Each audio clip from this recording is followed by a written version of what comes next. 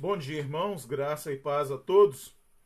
Iniciamos mais uma escola dominical e, ao iniciarmos nossa escola dominical, não poderíamos deixar de fazer o registro do falecimento da dona Terezinha, mais conhecida como Dona Terê. Ela fez parte durante muitos anos de nossa história. Fica aqui registrado o nosso carinho, o nosso apreço e a nossa oração aí a todos os familiares, todos os entes queridos, rogando que o Senhor console os seus corações. Vamos abrir a nossa Bíblia num dos textos mais famosos da Escritura, Salmo de número 23.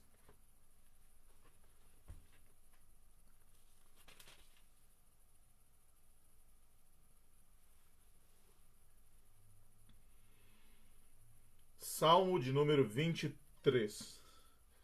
O Senhor é o meu pastor e nada me faltará. Ele me faz repousar em pastos verdejantes, leva-me para junto das águas de descanso, refrigera minha alma, guia-me pelas veredas da justiça por amor do seu nome. Ainda que eu ande pelo vale da sombra da morte, não temerei mal nenhum, porque tu estás comigo. O teu bordão e o teu cajado me consolam. Preparas-me uma mesa na presença dos meus adversários. Unges minha cabeça com óleo, o meu cálice transborda. Bondade e misericórdia certamente me seguirão todos os dias da minha vida, e habitarei na casa do Senhor para todo sempre. Então esse texto nos mostra, meus amados, que Deus ele traz sentido para a nossa vida em todos os momentos. Mesmo os momentos mais difíceis, Deus traz sentido para a nossa vida. E ele diz: ainda que eu ande pelo vale da sombra da morte, verso de número 5, preparas-me uma mesa na presença dos meus adversários. Ou seja, em qualquer adversidade, ou mesmo no vale da sombra da morte, Deus traz sentido para a nossa vida. Somente Deus pode trazer sentido à nossa vida. Então, nós adoramos ao Senhor neste dia, porque reconhecemos que a sua graça, porque a poderosa mão do Senhor, a presença do Senhor, ela traz sentido à nossa vida. Vamos orar ao nosso Deus. Bondoso Deus, a tua igreja se volta para ti nesta noite ou nesta manhã, em adoração ao teu santo nome, em reconhecimento, ó Deus, que a tua presença traz sentido para a nossa vida. Como disse o teu servo Pedro: Senhor, a quem iremos? Só tu tens as palavras de vida eterna. Em nome de Cristo Jesus, nós adoramos o teu nome, ó Deus, pelo fato de termos sido despertados nesta manhã, com vida, com saúde. Obrigado, ó Deus, pelas tuas ternas misericórdias que estão sempre, continuamente derramadas sobre nós. Nesse instante também, ó Deus, lembramos dos familiares de Dona Terezinha, que neste momento estão reunidos, celebrando o seu culto fúnebre. Nós suplicamos, ó Deus, que o consolo do teu Santo Espírito esteja sobre o coração de cada um deles neste momento tão doloroso. Traga paz, traga refrigério, ó Deus, neste momento tão difícil de suas vidas. Abençoe-os, nós te adoramos em nome do teu Filho Jesus. Amém. Vamos adorar ao nosso Deus cantando o hino de número 109. Hino de número 109 do Inário Novo Cântico. O Bom Pastor.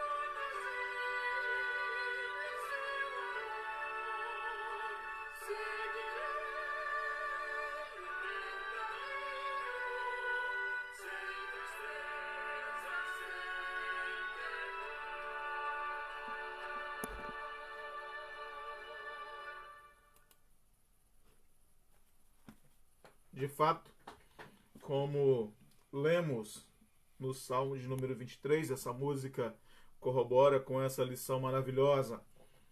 Em qualquer circunstância, boas ou ruins, a presença de Deus traz sentido à nossa vida.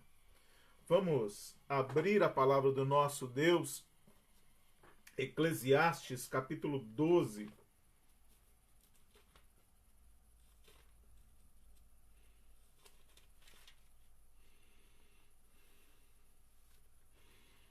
Estamos concluindo nesta manhã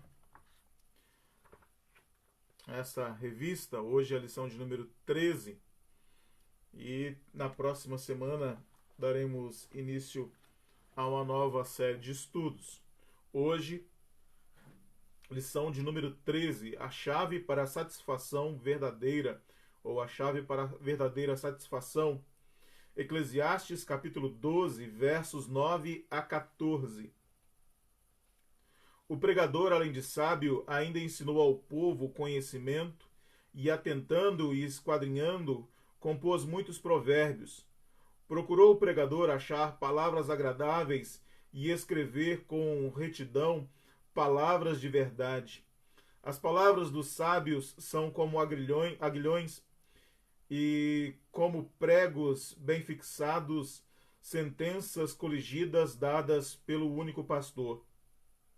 Demais, filho meu, atenta, não há limite para fazer livros, e o muito estudar é enfado da carne. De tudo o que se tem ouvido, a suma é: teme a Deus e guarda os seus mandamentos, porque isso é o dever de todo homem. Porque Deus há de trazer a juízo todas as obras, até as que estão escondidas, quer sejam boas, quer sejam más. Oremos mais uma vez ao nosso Deus. Bondoso Pai, tua igreja se reúne em torno da tua palavra, e neste momento nós rogamos que o teu Santo Espírito possa falar aos nossos corações, que o teu Santo Espírito, ó Deus, possa nos ensinar. Em nome do teu Filho amado Jesus Cristo, abra os nossos corações e mentes para que possamos compreender, ó Deus, aquilo que o Senhor quer falar conosco. Se conosco nesta manhã, no nosso estudo, nós oramos em nome do teu Filho Jesus. Amém. Nas últimas lições, nós abordamos o livro de Eclesiastes e vimos a respeito da sabedoria, que a sabedoria de Deus é diferente da sabedoria do mundo. A sabedoria de Deus é uma sabedoria prática. Então, nós vamos ver nesta manhã a maneira como essa sabedoria ela traz sentido à nossa vida.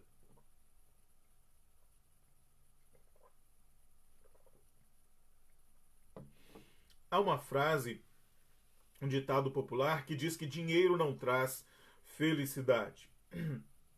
É claro, dinheiro ele traz confortos, ele traz alegrias, e eu vi alguém brincando certa vez sobre essa afirmativa, sobre esse dito popular, e a pessoa diz: olha, mas eu prefiro ficar triste em Paris, prefiro ficar triste num salão de beleza, enfim.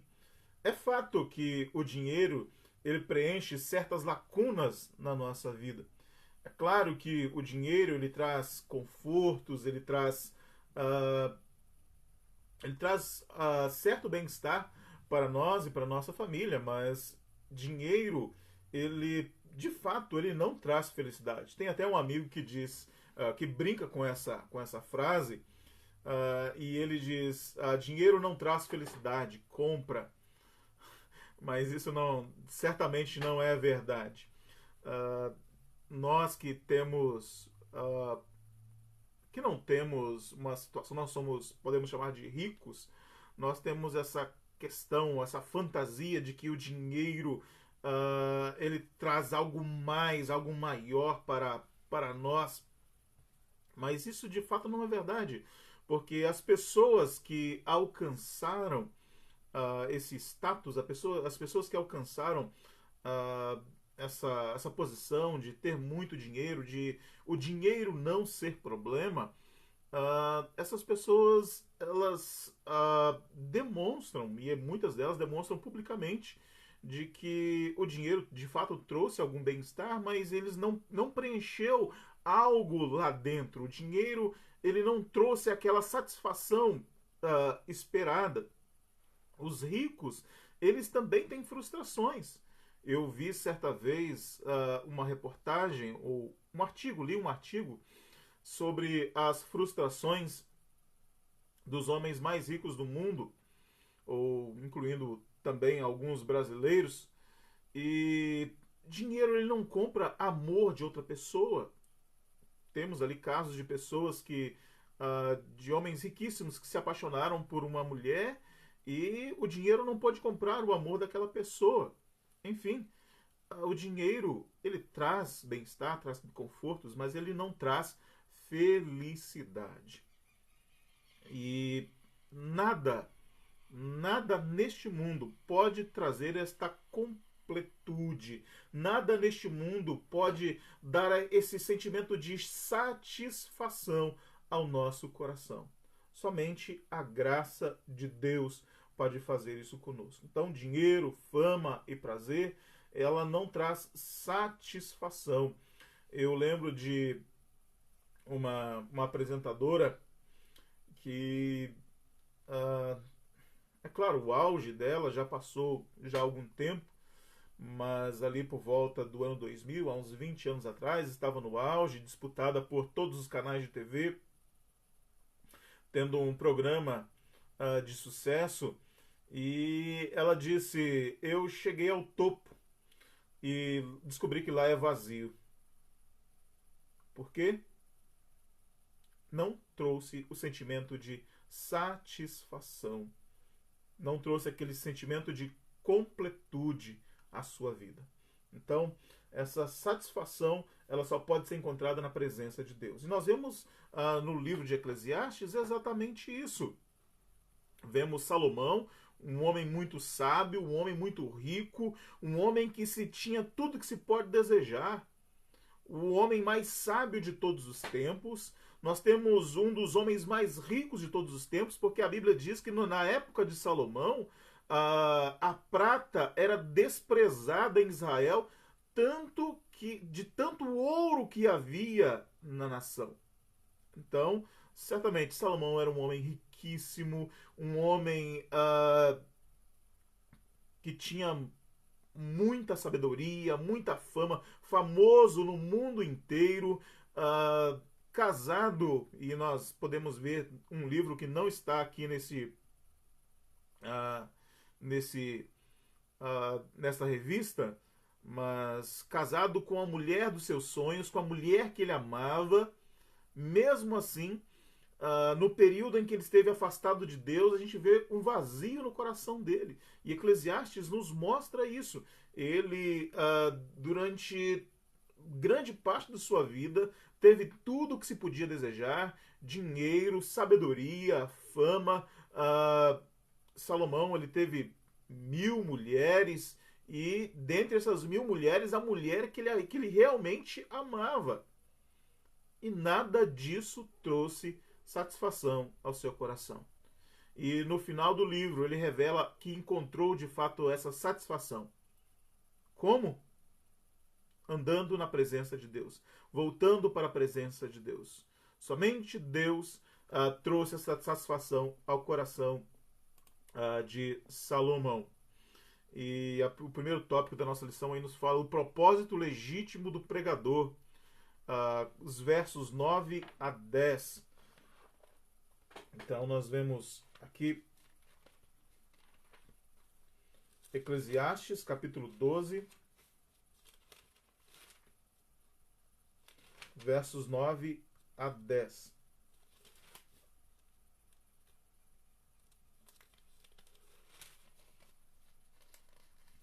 O pregador, além de sábio, ainda ensinou ao povo o conhecimento, e atentando e esquadrinhando, compôs muitos provérbios. Procurou o pregador achar palavras agradáveis e escrever com retidão palavras de verdade. Durante o livro, nós podemos ver uma evolução na vida de Salomão. No início, a gente vê ele dizendo: vaidade, vaidades, diz o pregador, tudo é vaidade. E ele analisando todas as coisas e diz: tudo é vaidade, tudo isso é vaidade. Ou seja, Salomão ele está fazendo, ou durante todo o livro, ele faz um autorretrato da sua alma. Salomão ele expõe a sua alma ali, períodos de confusão dentro da sua própria mente, períodos de conflitos internos, esta é a expressão melhor, períodos de conflitos internos, como falamos antes, tinha tudo a seus pés, mesmo assim, grandes conflitos internos, um homem com muito conhecimento, e ele diz: até mesmo isso é vaidade. Ter tudo às suas mãos, tudo isso era vaidade.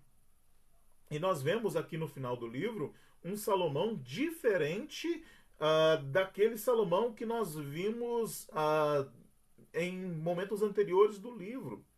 Nós vemos aqui um Salomão muito mais altruísta do que propriamente egoísta.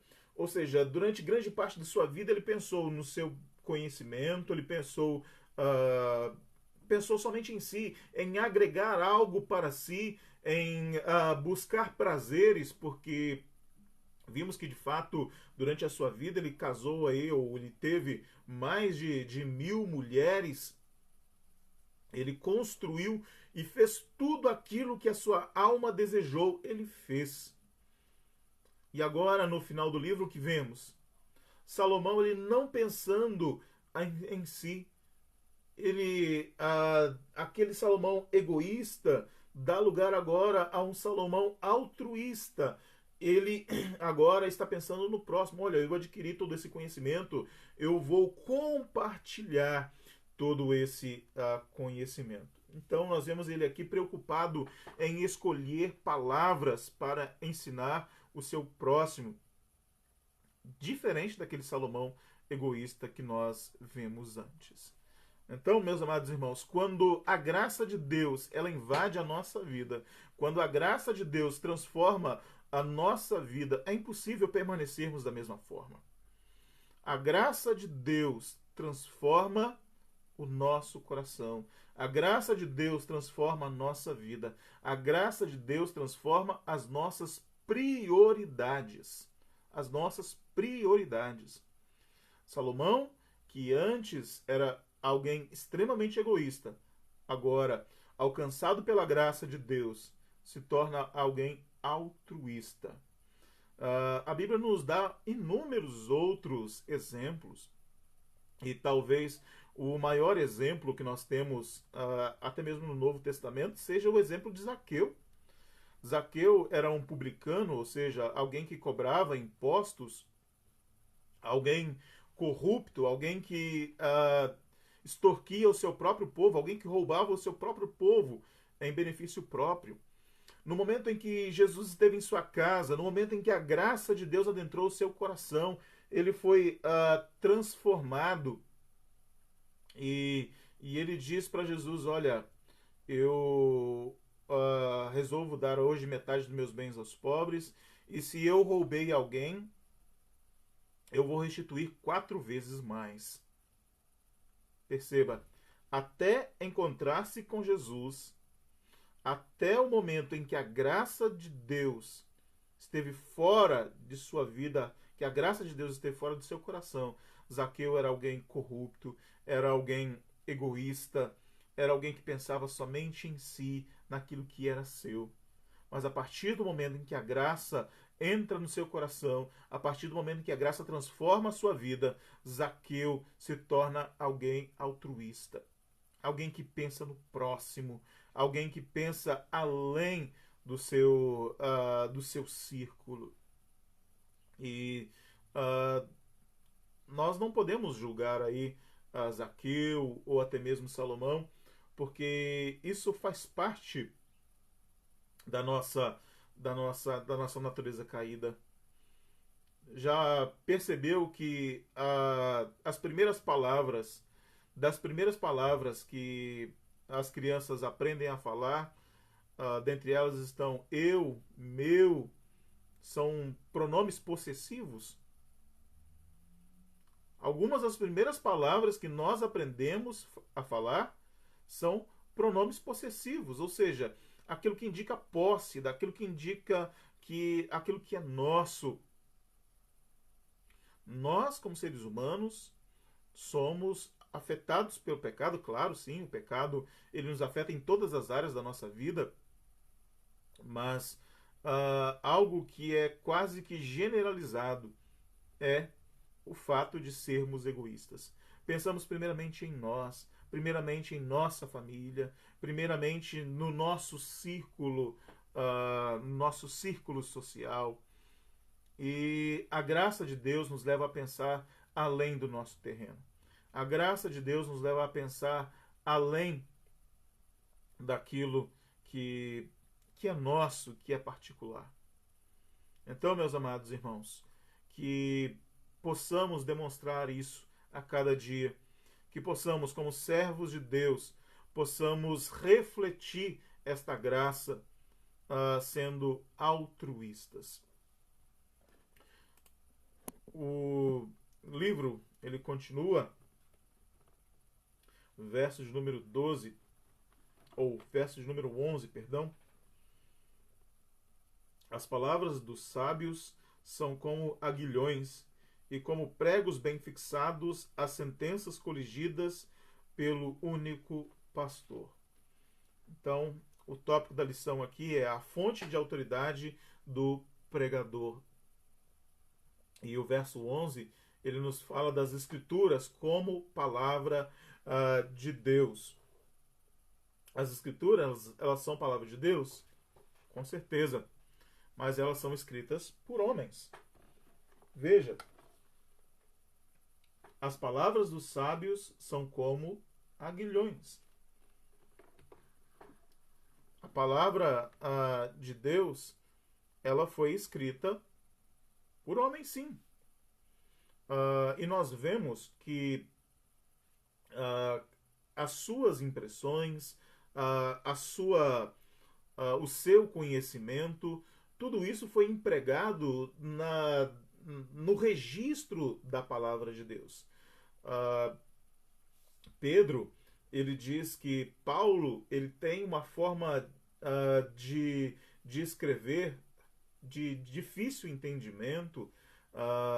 Pelo contrário, os estudiosos falam também a respeito, ou do outro lado, os estudiosos falam da maneira simples como João escreve as suas epístolas, ou seja, o grego de João é um grego assim muito, muito simples, de muito fácil entendimento, bem diferente das palavras de Paulo, como o próprio apóstolo Pedro diz.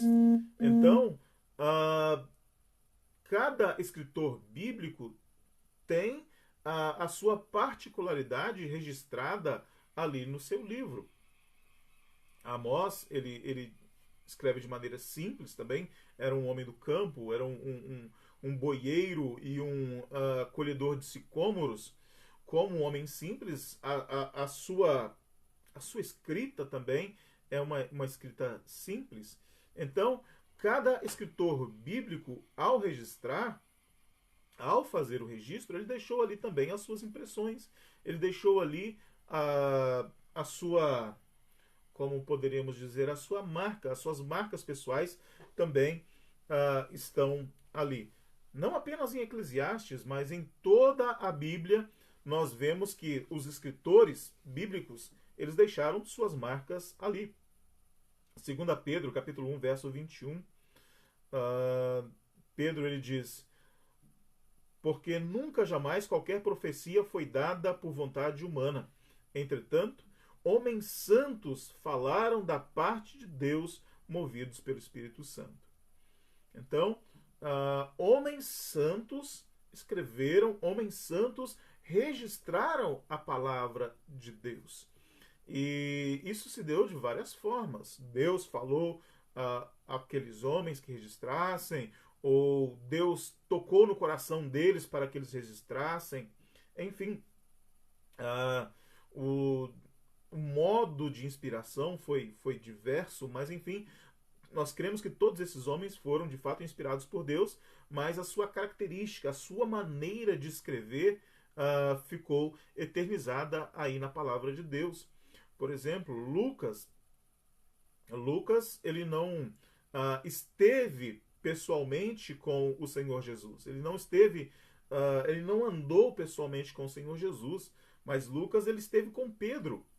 Lucas andou com Pedro e quando ele registra ali o seu evangelho, ele fala que ele fez uma pesquisa.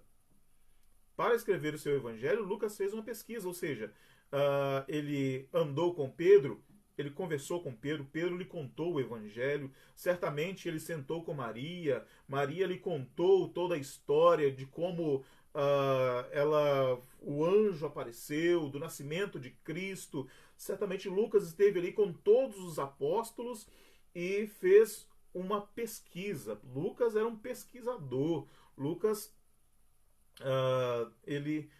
para compor o seu evangelho, ele fez um trabalho de pesquisa. Então, cada escritor bíblico preservou ali a sua característica. É claro, nós não excluímos o lado humano da palavra de Deus, mas também não podemos excluir o lado divino da palavra de Deus. Porque nós cremos, nós cristãos reformados, nós cremos que a Bíblia é inspirada, que a Bíblia ela é inerrante e que a Bíblia é infalível. O que quer dizer isso? São termos fundamentais para quem quer compreender a teologia reformada. A inspiração, o que é inspiração? Deus, ele inspirou os seus servos a registrarem a sua palavra.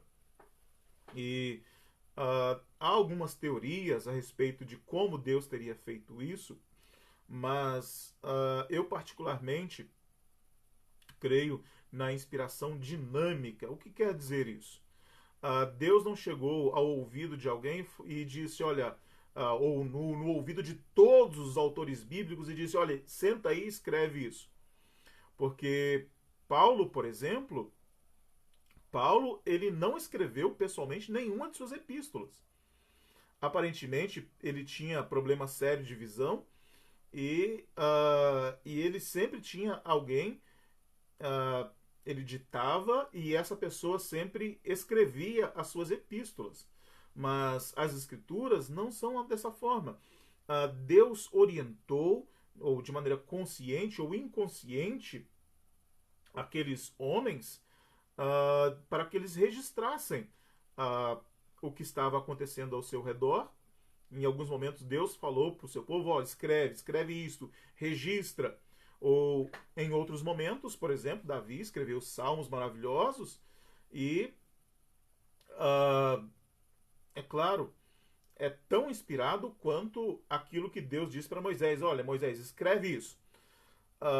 Mas é de maneira diferente. Então, em alguns momentos, Deus de fato disse ao seu povo, ou a alguém, escreve, registra. Em outros momentos, Deus simplesmente tocou no coração de certos homens para que fizessem certos registros. Então, isso é o que nós chamamos de inspiração dinâmica. Deus não disse cada palavra que eles deveriam registrar. Deus apenas tocou em seus corações para que eles registrassem o que estava acontecendo ao seu redor. Então, isso é inspiração dinâmica. Deus toca no coração de alguém, de um escritor, para que escrevesse a sua palavra e ele, com as suas próprias palavras, registrava o que estava acontecendo. Então, isso nos leva ao segundo ponto. A palavra, ela é inerrante. O Espírito Santo de Deus agiu de tal forma no coração daqueles homens, preservando-os de qualquer erro teológico ou histórico. Então, nós cremos que a Bíblia não possui erros. Por quê? Porque ela é inspirada por Deus, ela é a palavra de Deus. Então, Deus agiu no coração de todos esses escritores no momento em que eles registravam para preservar de todo e qualquer erro. E quando nós falamos que a Bíblia ela é infalível, o que quer dizer isso? Nós tratamos, existe a doutrina da infalibilidade das Escrituras. Quer dizer que tudo que está na Bíblia ou se cumpriu ou irá se cumprir. Então, tudo o que está na Bíblia fatalmente irá se cumprir. Então, inspiração, Deus tocando no coração dos homens para que registrassem a sua palavra, e estes homens, utilizando suas próprias palavras, utilizando seu próprio vocabulário, registraram a palavra de Deus.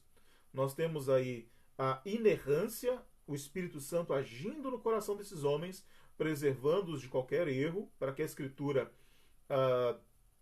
não contivesse erros. E nós temos também a infalibilidade, ou seja, invariavelmente tudo o que está na Bíblia irá se cumprir. Então, a Bíblia não vai falhar. Tudo o que está na Bíblia ou se cumpriu ou irá se cumprir. Nada irá falhar. Então, são 3 princípios importantes. Então, por que dizemos que a Bíblia é palavra de Deus, sendo que ela foi registrada por homens?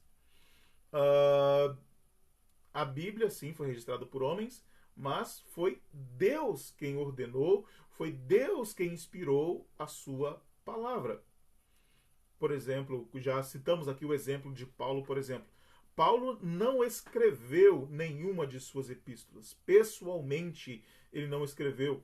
Fora alguma saudação que ele tenha escrito de próprio punho, e ele mesmo registra, diz, olha, a saudação eu estou escrevendo de próprio punho.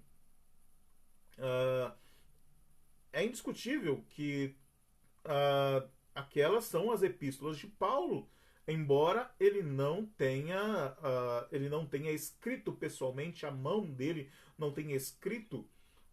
Ele foi inspirado por Deus para falar, para dar aquelas instruções às igrejas, ou as cartas pastorais, ele dá instruções a pessoas particulares, mas ele é inspirado por Deus, ele dá esses conselhos, essas instruções às igrejas e às pessoas em particular, e alguém que estava sempre do seu lado, ajudando, registrava, escrevia e enviava para as igrejas. Então, assim como as epístolas de Paulo, a Bíblia toda é palavra de Deus. Deus é o autor intelectual da Bíblia. Portanto, a Bíblia ela não contém. Algumas pessoas no passado disseram a Bíblia ela contém a palavra de Deus. Isso é um grave erro, porque segundo essas pessoas, a Bíblia não contém somente a palavra de Deus, ela contém a palavra dos homens, ela contém as palavras do diabo, mas algo que nós não devemos nos esquecer jamais, meus amados, é que mesmo as palavras do diabo, foi Deus quem inspirou o registro. Deus inspirou todo o registro da palavra, da sua palavra. Deus inspirou o registro de toda a Bíblia. Seja a palavra de homens, seja a palavra do diabo, seja a palavra de inimigos do povo de Deus. Deus inspirou o registro. E por que ele inspirou o registro? Para o nosso bem, para a nossa edificação, para a nossa salvação. Tudo o que outrora foi escrito, para nós foi escrito, para que pelo consolo das Escrituras nós tenhamos paz. Então, Deus registrou, Deus inspirou o registro de toda a Escritura, de todos os livros da Escritura. Portanto, por causa disso, nós cremos que a Bíblia é a palavra de Deus, porque Ele a inspirou.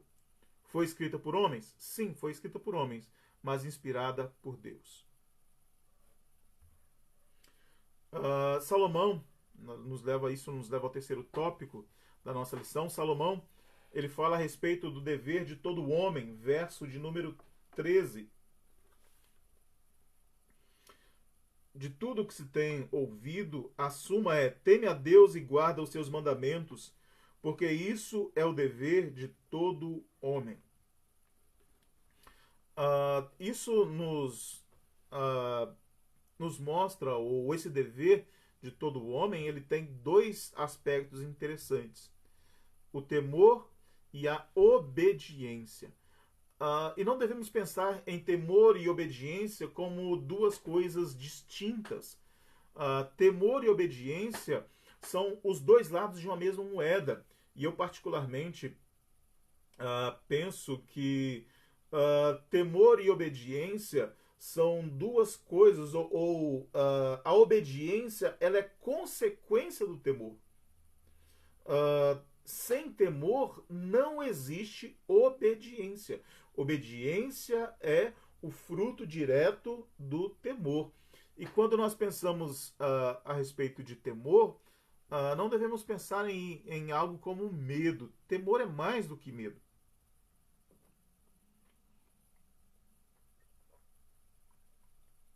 É claro que a Bíblia diz que se você tiver que ter medo de alguém, tenha medo de Deus. A Bíblia diz: temei antes aquele que pode não apenas matar o corpo, mas lançar a alma no inferno. A Bíblia nos diz isso. Se você tiver que temer alguém, que ter medo de alguém, tenha medo de Deus. Porque ninguém pode. Ninguém tem tanto poder ou tanta autoridade quanto Deus. Porque os homens, eles podem matar o nosso corpo, mas não a nossa alma. Deus, ele tem o poder não apenas de matar o homem, mas de lançá-lo no inferno. Mas quando a Bíblia fala a respeito do temor ao Senhor, do temor de Deus, nós não estamos falando de medo, em momento algum. Deus quer intimidade conosco, e a Bíblia nos diz que a intimidade do Senhor é para aqueles que o temem, aos quais ele dará a conhecer a sua aliança. O temor, ele está muito mais ligado ao respeito, à obediência, do que propriamente ao medo. Então, temor não implica em medo. É respeito pela autoridade. E quando nós falamos a respeito de nossos pais, ter temor aos pais, temer pai e mãe, nós amamos aos nossos pais. E quando nós demonstramos temor, não quer dizer medo. E muitas vezes nós temos medo da punição de nossos pais. Mas assim, nós não devemos ter medo dos nossos pais. Nós amamos. Nós devemos, pelo nosso temor, obedecer e amar os nossos pais. Então, temor, ele implica em obediência fiel à palavra de Deus. Nós temos alguns outros exemplos na Bíblia. Por exemplo, Jó. A Bíblia diz que Jó temia a Deus. E como o temor de Jó, ele se expressava na sua vida. A Bíblia diz: Jó era temente a Deus e se desviava do mal. O temor, ele nos leva à obediência. O temor, ele nos leva a desviarmos daquilo que desagrada a Deus. Tudo aquilo que Deus desaprova na sua palavra. Outro exemplo que a Bíblia nos mostra de alguém que era extremamente temente a Deus era José. José, vendido pelos seus irmãos para uma caravana de ismaelitas, posteriormente vendido para Potifar ali no Egito, e José, certo dia, um jovem de boa aparência, a mulher do seu senhor, quando não tinha ninguém em casa, agarrou ele pela roupa e disse: olha, você vai se deitar comigo agora. E ele agarrou pela sua túnica, ele retirou aquela túnica e saiu correndo. Ele poderia ter pecado contra o seu senhor e pecado contra Deus e ninguém ter visto? Poderia. Mas o temor a Deus o levou a se desviar do mal. O temor a Deus o levou a obedecer à vontade e à palavra de Deus. E perceba, não havia ninguém para cobrar de Jó. Se Jó ele errasse, ninguém iria cobrar dele. Se José tivesse errado, ninguém iria cobrar dele. Mas o temor, ele está no nosso coração e na nossa mente. Nós podemos fugir, nós podemos esconder a nossa vida, o nosso pecado de qualquer pessoa, mas jamais esconderemos de Deus primeiramente. E jamais conseguiremos esconder da nossa própria consciência. Então, meus amados irmãos, não existe o sentimento de satisfação se a nossa mente, se o nosso coração, se a nossa consciência não está em paz. E, primeiramente, em paz com Deus. Se a nossa consciência está em paz com Deus, nós estaremos em paz conosco. Se estamos em paz com Deus, nós conseguimos paz conosco. É impossível para o homem ter paz interior, é impossível para o homem ter paz na sua consciência se ele não está em paz com Deus. É Ele quem traz essa satisfação para nós. E Salomão ele diz: a suma de tudo, o mais importante de tudo isso é temer a Deus e guardar os seus mandamentos. Eu conheço, já tenho experiência de todas as coisas. A minha vida, eu vivi de tudo que se pode viver nessa vida. E digo que o mais importante que nós podemos fazer é temer a Deus. Nem todos podem ser o homem mais rico do mundo. Nem todos podem ter um conforto financeiro como Salomão. Nem todos podiam ter 1000 mulheres ou ter a honra de casar com a mulher que ele amava, como Salomão. Mas todos podemos ter paz com Deus. Quando nós cremos no Senhor, quando nós descansamos em Cristo Jesus, nós temos paz com Deus. Justificados, pois, mediante a fé, nós temos paz com Deus. E através da nossa paz com Deus, nós temos a nossa consciência tranquila. Nós temos paz em nosso coração. E nós estamos falando aqui, eu nunca vou ter dificuldades, eu nunca vou ter problemas, eu nunca vou ter dilemas. Não. Vamos sim. Vamos ter dificuldades, vamos ter dilemas, sim. Mas a questão é, vamos vencer todos eles. Vamos vencer. É isso o que Salomão ele nos diz. O mais importante da vida é temer a Deus e guardar os seus mandamentos. Há uma frase atribuída aí, já foi atribuída a Agostinho, já foi atribuída também a Martinho Lutero, e essa frase diz que o homem tem um vazio dentro de si do tamanho de Deus. O homem tem um buraco dentro de si do tamanho de Deus que só pode ser preenchido por ele. De fato, isso nos mostra. Só encontramos satisfação na presença de Deus. O dinheiro, bens, fama, nada disso traz satisfação. E fora de Deus, Salomão nos mostra que fora de Deus, tudo o que nós alcançamos é cansaço, é enfado. Salomão ele diz que alheio a Deus, e nós vimos na autobiografia de sua alma, durante Eclesiastes, ele vai falando,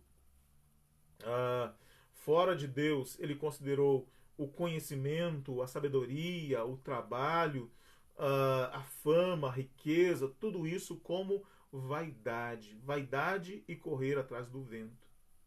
Foi Deus quem de fato trouxe sentido a tudo isso. Foi Deus quem de fato trouxe sentido ao conhecimento de Salomão. Foi Deus quem trouxe sentido à riqueza de Salomão. Foi Deus quem trouxe sentido à família de Salomão.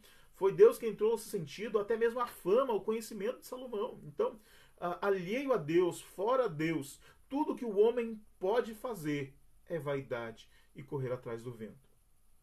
Então, o temor de Deus, ele pode transformar a nossa vida. O temor de Deus, ele pode transformar a nossa família. O temor de Deus, ele pode transformar o nosso trabalho. O temor de Deus, ele pode transformar a nossa vida até mesmo na igreja. Há pessoas na igreja que não têm temor a Deus.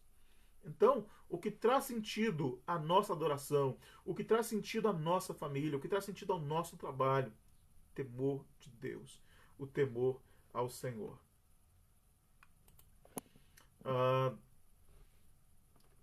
O nosso próximo tópico aí, a lição da nossa lição, tópico 4, advertência, motivação e conforto para a prática do dever. Verso de número 14. Porque Deus há de trazer a juízo todas as obras, até as que estão escondidas, quer sejam boas, quer sejam más. O texto aqui nos fala a respeito de julgamento. Deus há de trazer juízo a todas as obras. É claro, todos nós nos encontraremos com Deus.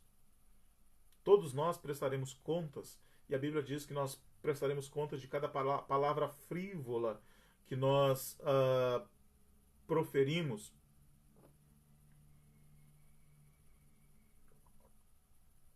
Todos nós estaremos na presença de Deus. E eu sou contra a teologia do medo. O que quer dizer isso? Faça isso, senão você vai para o inferno. Faça isso por causa do medo de Deus. Não. Eu acredito que nós devamos agir muito mais pelo amor. Eu não vou pecar porque eu amo a Deus e não porque eu tenho medo do inferno.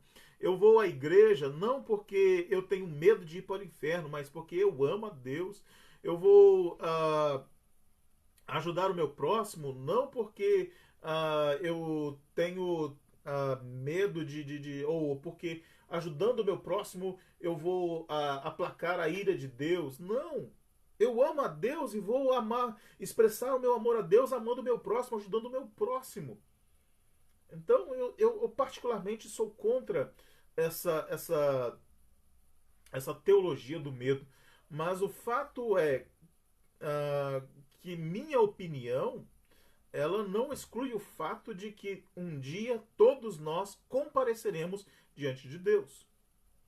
Nós cristãos, nós que entregamos a nossa vida a Deus e aceitamos a Jesus como nosso único e suficiente Salvador, nós sabemos que todo o nosso pecado, todo o nosso peso já foi lançado sobre Jesus. Então o nosso encontro com Cristo será de fato um encontro agradável. Mas a grande questão é nós não podemos brincar com o pecado. Nós não podemos brincar de ser cristãos. A vida cristã não é uma brincadeira. Há muitas pessoas que estão na igreja e vivem uma vida totalmente diferente do Evangelho, uma vida totalmente diferente da palavra de Deus.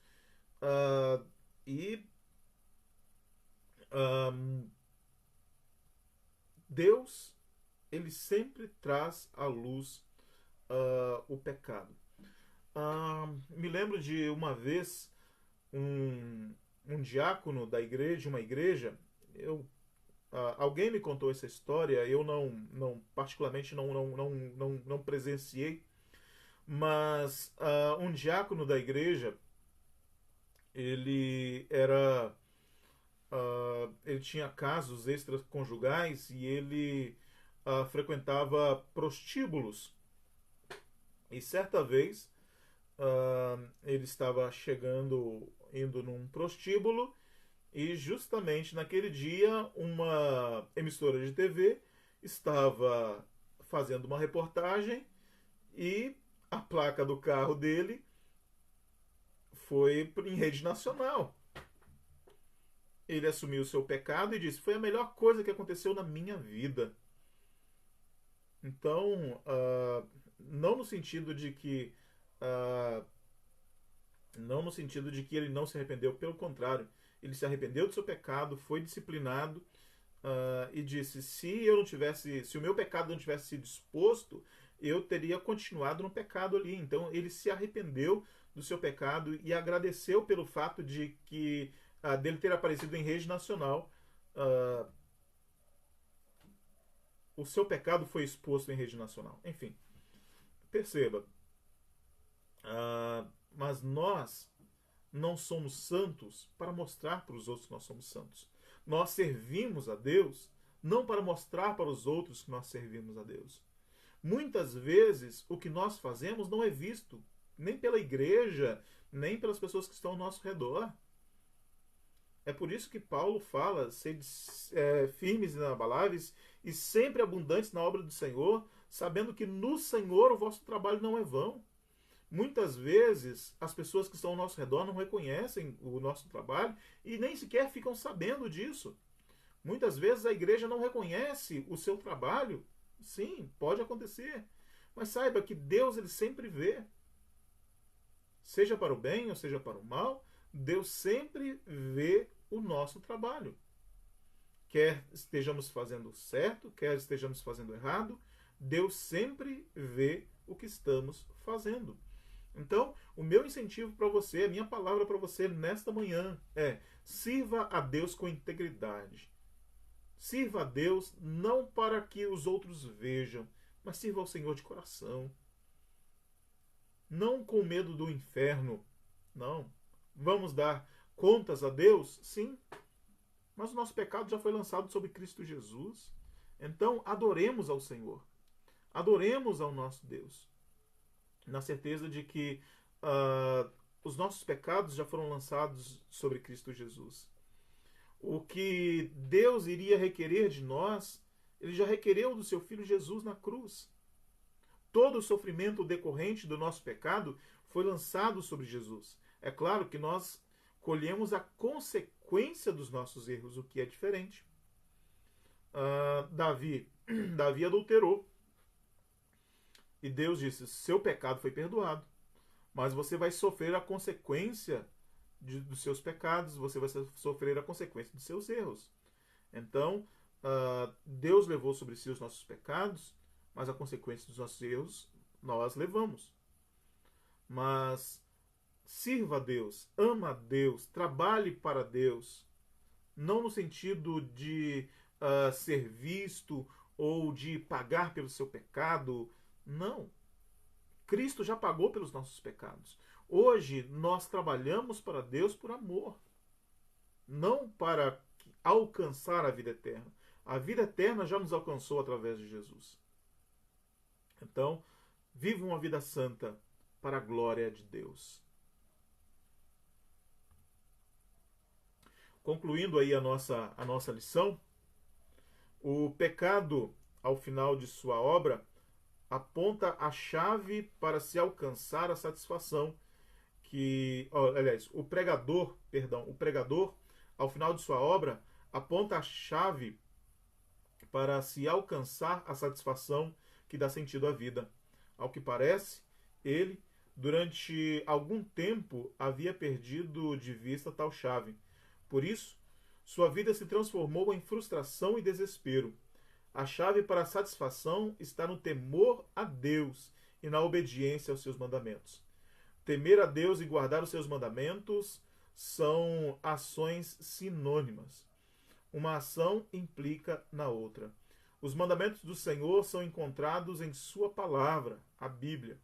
Como vimos, a Bíblia, embora tenha sido escrita por homens, no entanto, tais pessoas escreveram sob a ação do Espírito Santo. Portanto, a Bíblia é digna de toda confiança, pois o seu autor é o próprio Deus. Temamos a Deus e obedeçamos aos seus mandamentos, pois somente dessa forma, procedendo, encontraremos sentido e satisfação em tudo o que realizarmos. A aplicação: agora que você já sabe qual é a chave para encontrar a verdadeira satisfação, Aplique-se em conhecer os mandamentos de Deus e considerá-lo em todos os seus empreendimentos. Então, o que traz satisfação para nós, mesmo com pouco dinheiro, ou enfim, o que traz satisfação para nós é a presença de Deus. Como citando aí mais uma vez um ditado popular, pouco com Deus é muito. E eu diria, pouco com Deus é tudo que nós precisamos.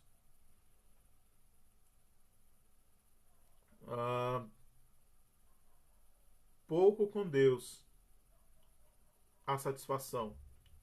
Muito sem Deus não existe satisfação. Então, ter dinheiro traz alegrias, prazeres, passeios, sim. Ter fama é bom, sim. Mas Salomão já teve tudo isso. E a sua vida não teve satisfação. A sua vida não teve sentido enquanto ele não se voltou para Deus. Nós somos convocados, meus amados, nesta manhã, pela palavra de Deus, a nos voltarmos para Ele de todo o coração, para que de fato encontremos sentido na nossa vida. Deus é quem dá sentido à nossa vida.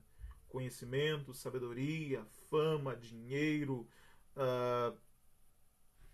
amores, nada disso traz satisfação. Que Deus abençoe a sua vida, que você possa estar sempre firmado na graça de Deus, na palavra de Deus e encontrar nele satisfação plena para a sua vida. Vamos orar? Bondoso Deus, nós adoramos o teu nome, porque o Senhor traz satisfação plena na nossa vida. Em nome de Cristo Jesus, nós te adoramos e suplicamos, ó Deus, que possamos sempre nos manter firmados na tua presença. Salomão ele foi instruído na sua juventude pelo seu pai a amar e a temer ao Senhor, mas durante algum tempo, buscando conhecimento, buscando prazeres, buscando riquezas, ele se afastou do Senhor. E como ele mesmo nos relata, isso foi vaidade e correr atrás do vento. E ele encontrou a verdadeira satisfação somente quando se voltou para o Senhor. Que nós, ó Deus, possamos estar sempre firmados na tua presença. Que o teu Santo Espírito possa nos manter firmes, ó Deus, na fé em Cristo Jesus. E é em nome do teu Filho amado que oramos. Amém. Que você tenha um bom domingo na presença de Deus. Que Deus lhe abençoe a sua vida. Um bom descanso a todos.